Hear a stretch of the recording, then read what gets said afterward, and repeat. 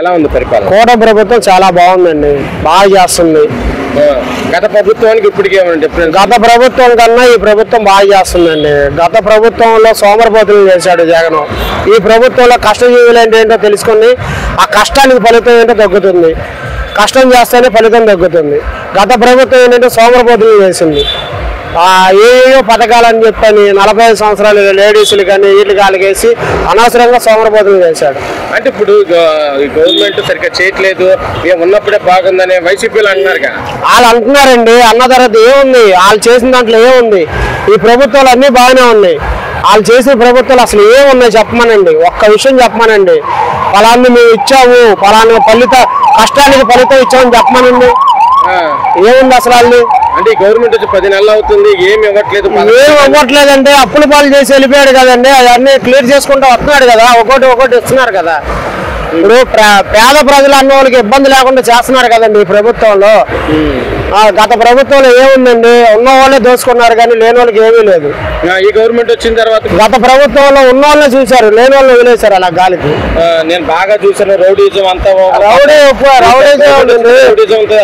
ఇప్పుడు రౌడీజం తగ్గింది, గంజాయి కేసులు తగ్గినాయి, గంజాయి తగ్గింది, అవి గంజాయి ఎక్కడెక్కడో అన్నారు, అవన్నీ తగ్గినాయి కదండి. అసలు ఎక్కడ ఉంది ఇప్పుడు?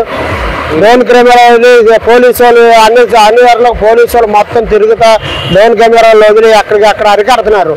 గత ప్రభుత్వంలో ఏముందండి? రాజ్యం అంతా గంజా అమ్ముకోవడం ఇవన్నీ చేయడమే కదా.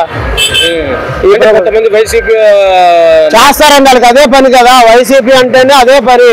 ప్రచారం, ఇతరులకి ప్రచారం చేసి వాళ్ళని ఎప్పుడు బయట పెడదామనే చూస్తారు. మరి వాళ్ళ ప్రభుత్వంలో ఇవన్నీ ఎందుకు అరికట్టలేదండి? గంజా వాళ్ళని అక్రమాలు చేయడం, రేపులు చేయడాలు ఇవన్నీ ఎందుకు జరిగినాయండి?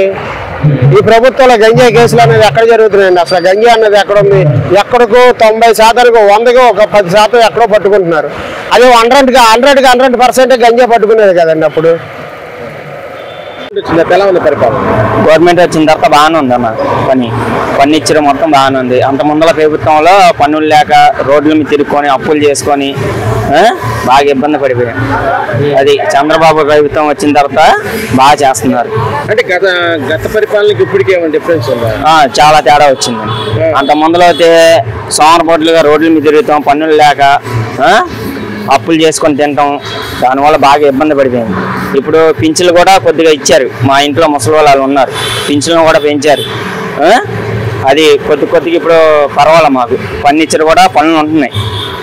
ఇప్పుడు వైసీపీ అంటున్నారు గతంలో కన్నా మేమే బాగా చేసాం అది ఇది అంటున్నారు. ఉచిత పథకాలు ఇచ్చి అవన్నీ ఇచ్చి సోమరపోతులు చేసి ముందు రేట్లు పెంచి అవన్నీ చేస్తే ఇంకెక్కడ ఉంటాయన్న పనులు? ఉండవుగా. అది ఇప్పుడు చూడు, ముందు రేట్లు తగ్గినాయి. ఏదైనా సరే చంద్రబాబు కరెక్ట్గా ఏదైనా సరే రోడ్లు అయినా సరే ఏదైనా సరే ఆయన చేసిన దట్ట ఎవరో చేయలేరు కూడా. అంటే పథకాలు కూడా ఇవ్వలేకపోతున్నారు, రాష్ట్రాన్ని అప్పులు పాలు చేసేస్తున్నారు. ఇలా అది పథకాలు ఇవ్వలేదంటే వాళ్ళు అప్పులు చేసి వెళ్ళిపోతే ఈయనకి డబ్బు ఎక్కడి నుంచి వచ్చేది అన్న? అంతేగా. కరెంటు బిల్లు అప్పుడు బాగా రేట్లు పెంచేశారు, కరెంటు బిల్లు కట్టుకోలేకపోతున్నాం. ఇప్పుడు ఎంత వస్తుంది? 200-250 రూపాయలు వస్తుంది కరెంటు బిల్లు. అప్పుడైతే 2000 3000 వస్తుంది. అవన్నీ మాకు ఇబ్బందేగా. ఆ రోజు తెచ్చుకొని ఆ రోజు తినాలి. రోజుకి 500 తెచ్చుకుంటాం, ముందుగా 250 పోతాయి. అప్పుడు పరిస్థితి ఏంటి?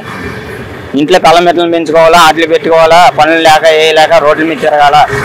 అది ఈ రోజు కిరణ్ కుమార్ గారు మాట్లాడారు అంటున్నారు. కిరణ్ ఆ విధంగా మాట్లాడడానికి బీజం వేసింది జగన్మోహన్ రెడ్డి కదా. అదే కొడాలి నాని మాట్లాడిన రోజు మందలించుంటే ఈ రోజు కిరణ్ మాట్లాడేవాడా? అదే వల్లభనేని వంశీని ఆ రోజు మందలించుంటే ఈ రోజు కిరణ్ మాట్లాడేవాడా? ఆ రోజు ద్వారంపూడి చంద్రశేఖర్ రెడ్డిని మందలించుంటే ఈ రోజు కిరణ్ మాట్లాడేవాడా? అదే ఆ రోజే వర్రా రవీంద్రారెడ్డిని అరెస్ట్ చేయించుంటే ఈ రోజు కిరణ్ మాట్లాడేవాడా? ఎవరైతే దేవేందర్ రెడ్డి ఉన్నాడో అతన్ని ఆ రోజు అరెస్ట్ చేయించుంటే ఈ రోజు కిరణ్ మాట్లాడేవాడా? వీటన్నిటికీ బీజం వేసింది ఆనాడు జగన్మోహన్ రెడ్డి కదా. ఆ రోజు జగన్మోహన్ రెడ్డి ఎట్లా పడితే అట్లా వదిలేసి వాళ్ళ పార్టీ సోషల్ మీడియా కార్యకర్తలను ఎట్లా పడితే అట్లా రాయిపించాడు. అవిటిని చూసి ఒక వ్యక్తి క్షణికావేశంలో మాట్లాడాడు, కానీ అది తప్పు. కిరణ్ ఇక్కడ ఎవరో సపోర్ట్ చేయడం లేదు, గుర్తుపెట్టుకోండి. ఇతను చేసిన తప్పే. కానీ ఇలాంటి 100 తప్పులు ఆనాడు చేశారు కదా. ఆనాడు చేయబట్టే కదా ఇతను ఇన్ఫ్లుయెన్స్ ఇలాంటి మాటలు మాట్లాడింది. ఆ రోజే అనిచేస్తుంటే ఈ రోజు ఇంతవరకు వచ్చుండేది కాదు కదా. ఈ రోజు చేతులు కాలిన తర్వాత ఆకులు పట్టుకోవడం కాదు, ఆ రోజే అరెస్ట్ చేసి ఉండాలి కదా. అది చెప్పేది. ఇలాంటి ఏ పార్టీ వాళ్ళు మాట్లాడిన తప్పే, కిరణ్ మాట్లాడిన తప్పే. ఎవరు కిరణ్ కి సపోర్ట్ చేయడం లేదు. కానీ ఇలాంటి 100 తప్పులు మాట్లాడున్నారు వైఎస్ఆర్సీపీ వాళ్ళు. వాళ్ళని కూడా చట్ట ప్రకారంగా శిక్షించాలి కదా. అది మేము కోరేది.